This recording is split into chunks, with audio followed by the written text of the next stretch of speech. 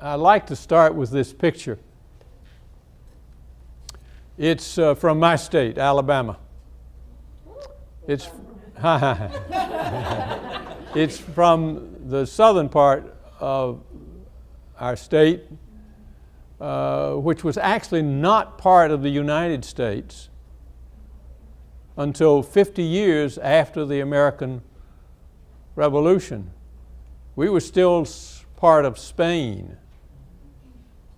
Okay? And there is a community there that actually the French started. The French were there before the Spaniards, and they built a fortification of cannons protecting a harbor, Bayou Labat.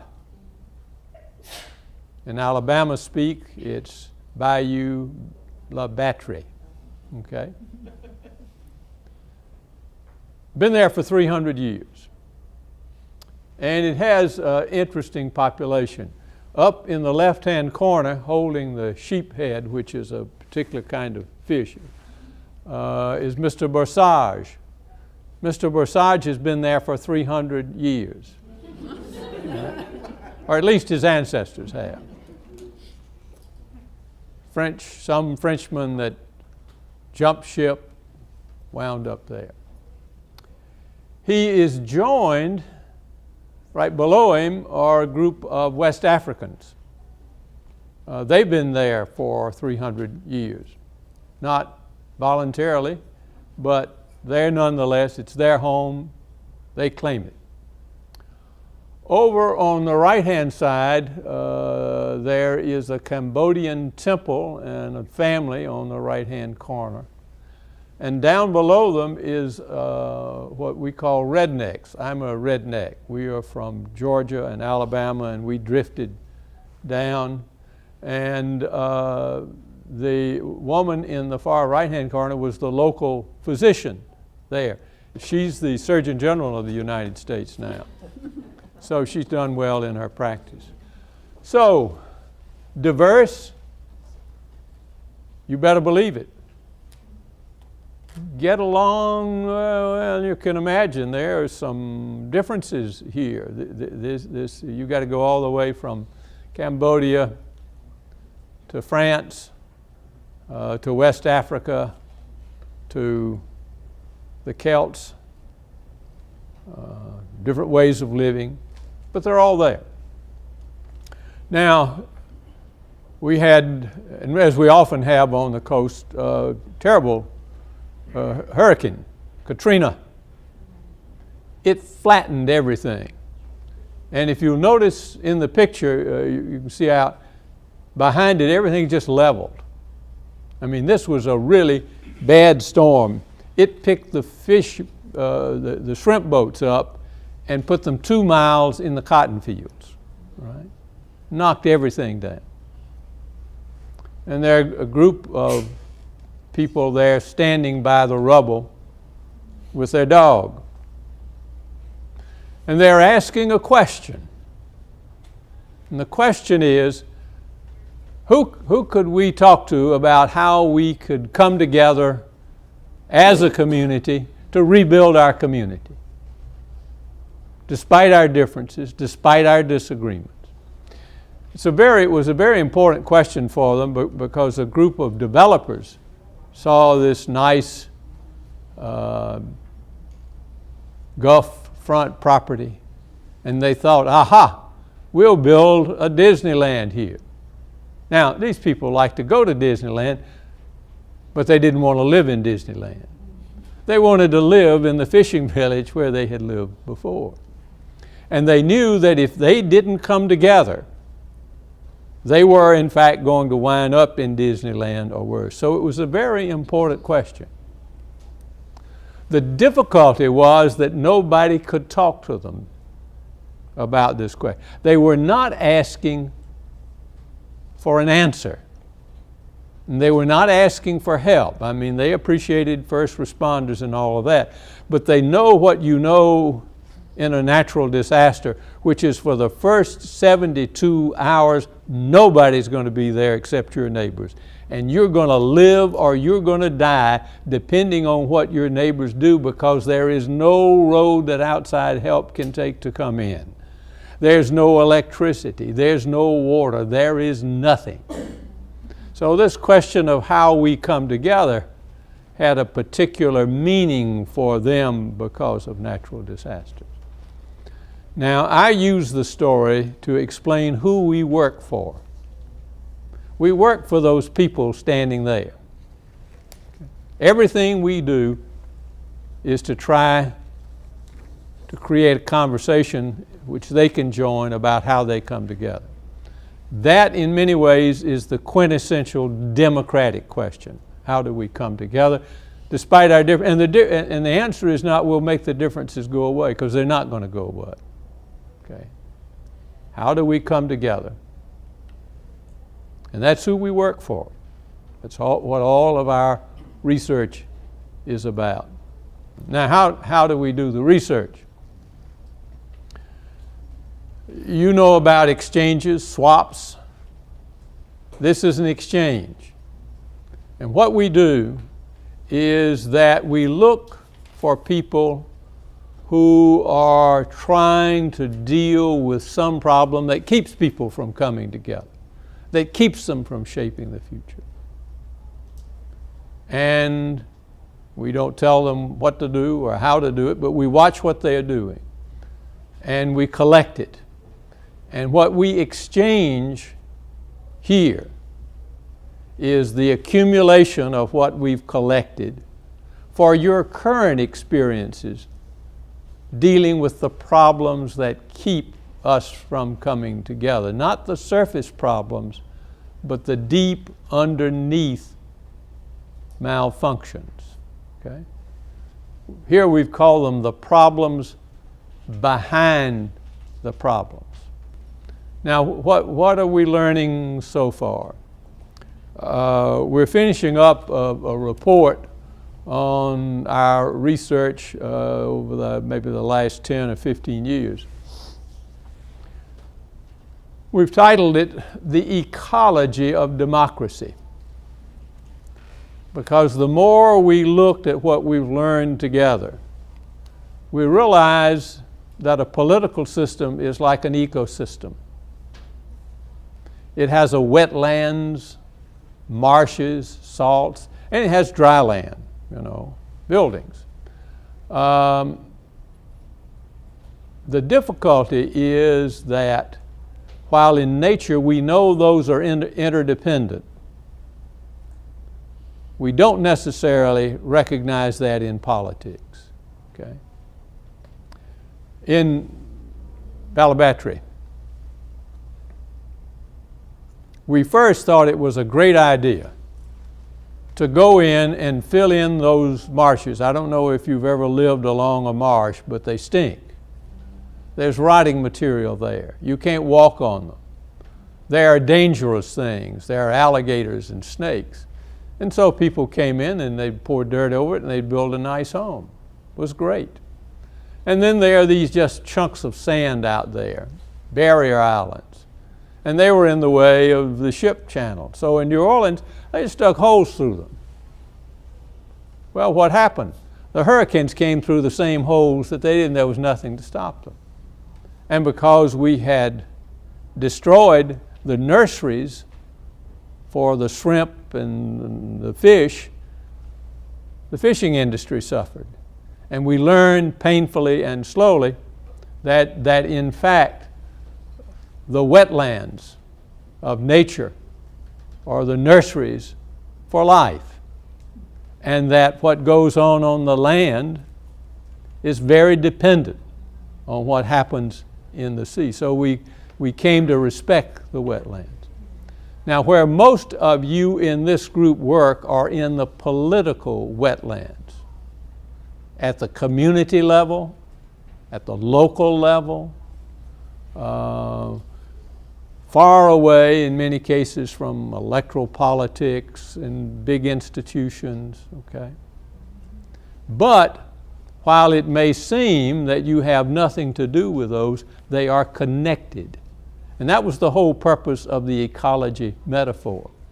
We've learned a lot more about that. A friend and colleague, Elinor Ostrom, who just right nearby, won the Nobel Prize 2 years ago for demonstrating that the things that are produced by citizens in the wetlands are absolutely essential to the institutions, governments and others working, because if the wetlands don't work, then the large institutions simply get overwhelmed. They cannot meet the expectations if everybody puts all the responsibility on them. So the ecology of democracy.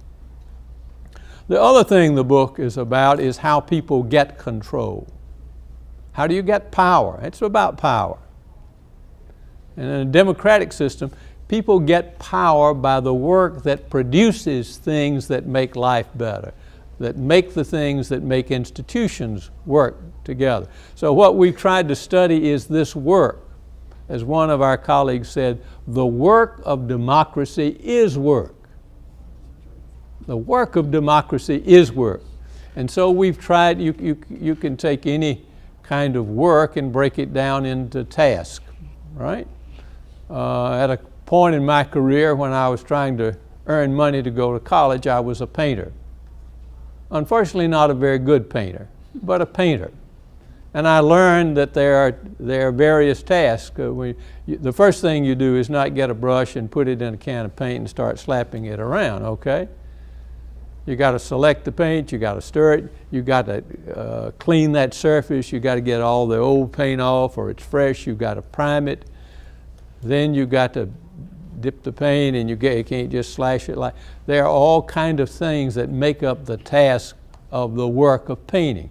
So we've taken the work of citizens and we've tried to break them down into the task and see how people perform these tasks in ways that give them the power to control. Now, the tasks themselves are common to all political work. They're very simple. You know what they are. Somebody has to name what a problem is, right? Somebody has to say, okay, here are our options, here's the framework, here are the things that we can deal with, we might do about the problem. Somebody has to make a decision. They have to choose. Politics is choice. Somebody has to identify the resources. Somebody has to organize the effort. And somebody has to evaluate the results. That just, it goes on there. You don't have to create that. That just occurs naturally. That's what we do. But if citizens are to have control, problems have to be named in ways that reflect what is really valuable to them. They can't be just named in partisan terms or in expert terms. When they make decisions, the framework has to be such that they look at all the options and consider them fairly, okay? Has to be an opportunity to frame those issues so that all of the options, not just the one or two that somebody says are the right ones, are considered and considered fairly, okay?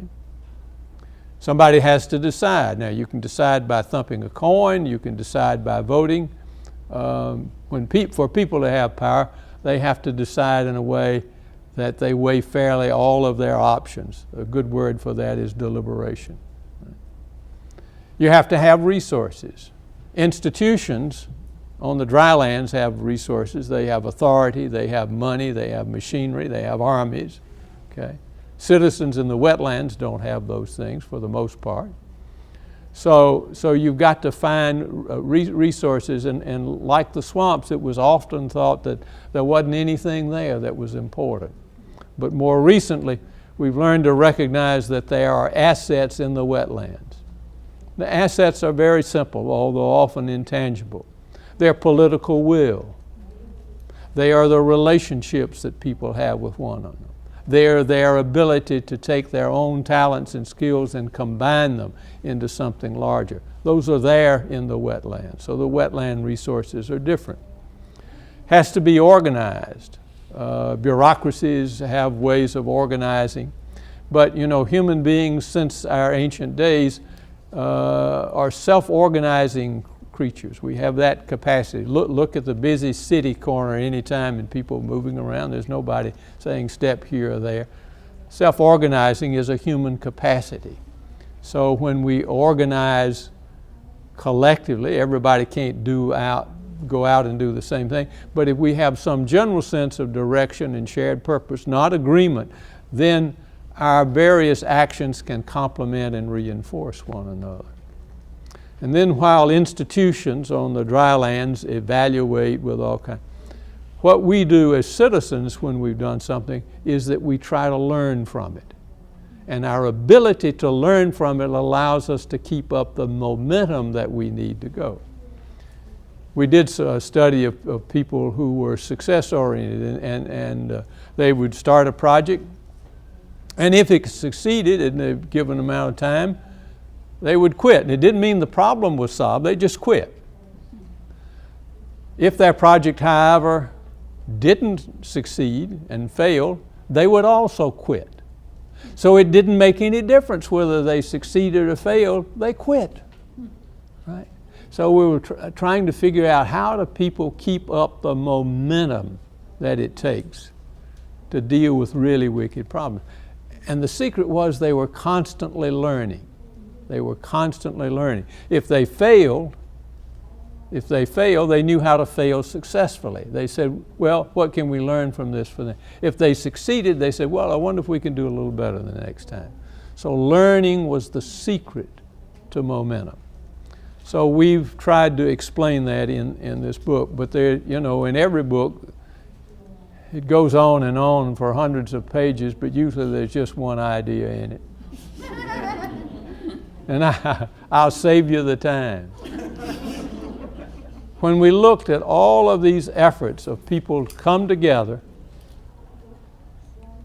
to build or rebuild their community or their country, one thing stood out. They all built on what was already there. They all built on what was already there. There's a little sign around here somewhere. A little kid, oh, there he is. He's everywhere. Build on what grows. Start with what grows. Start with what's there and go out. So that's the secret to the book. I've just saved you 200 pages or more of reading.